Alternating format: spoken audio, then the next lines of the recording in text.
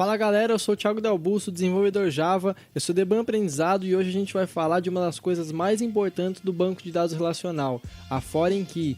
Primeiro a gente precisa entender o conceito de normalização.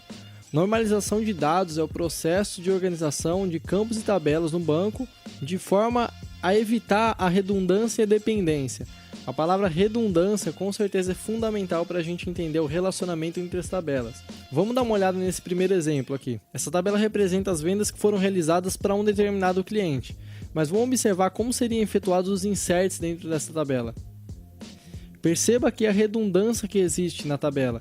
O valor do campo estado aqui, ele é repetido em todos os inserts. Imagina que eu quisesse alterar o estado desse cliente aqui. Eu teria um trabalho muito grande para atualizar todos os registros que foram inseridos nessa tabela. A manutenção dessa tabela ela ia ficar muito prejudicada e a gente ocuparia muito espaço no banco de forma desnecessária. Lembrando, claro, que qualquer informação inserida no banco ocupa um espaço em memória. Quanto mais registros, mais espaço a tabela vai consumir. Eu vou deixar no Deban uma relação entre tipo de dado e valor consumido em memória para você ter uma ideia disso. Mas afinal, qual seria a forma correta de criar uma tabela de venda? Vamos entender de forma isolada o que cada tabela dessa faz. A tabela UF ela armazena a sigla de todos os estados brasileiros. A tabela cliente ela vai armazenar as informações básicas de um cliente da nossa loja, como nome, endereço, contato.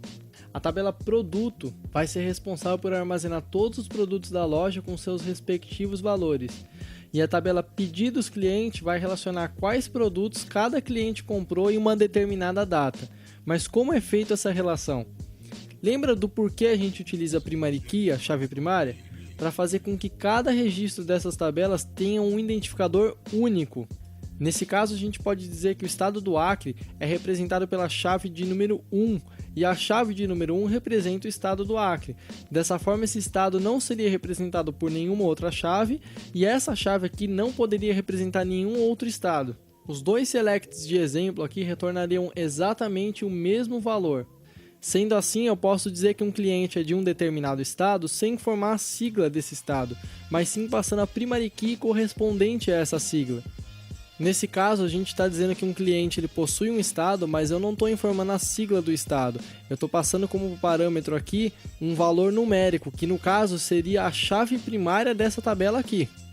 Nesse caso, se eu disser que o primeiro cliente da tabela tem como unidade federativa o ID 2 da tabela UF, eu estou dizendo que esse cliente pertence ao estado de Alagoas. Eu passo como referência a chave primária da tabela UF e em uma consulta nessa tabela eu saberia que essa chave representa o estado de Alagoas.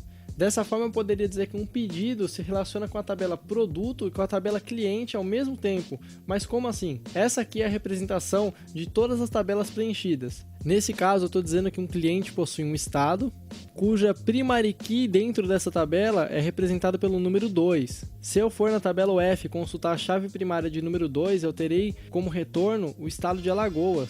Logo, o cliente pertence a Alagoas. A tabela pedidos possui agora uma referência com a tabela cliente aqui, ó, e também com a tabela produto. E agora ficou mais fácil da gente visualizar como isso vai ser feito. Eu posso dizer que no dia 10 de junho, o cliente de ID número 1 comprou 5 unidades do produto de ID número 1.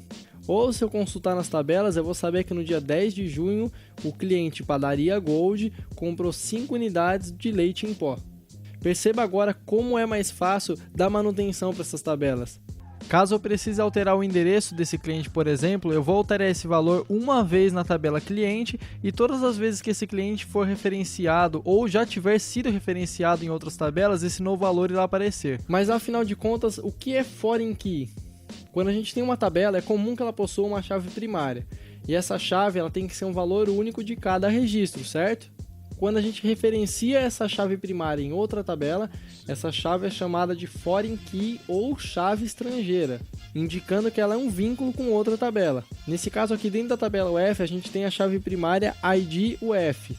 Quando eu for referenciar essa chave primária aqui dentro da tabela cliente, ela vai passar a se chamar chave estrangeira. No caso da tabela cliente, a gente possui uma chave primária para o cliente, que se chama ID cliente, e uma chave estrangeira, que é uma referência à chave primária da tabela UF. É importante que você entenda esse conteúdo porque com certeza ele vai facilitar o entendimento das próximas aulas.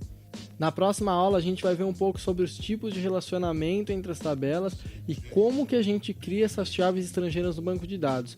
Bons estudos e valeu!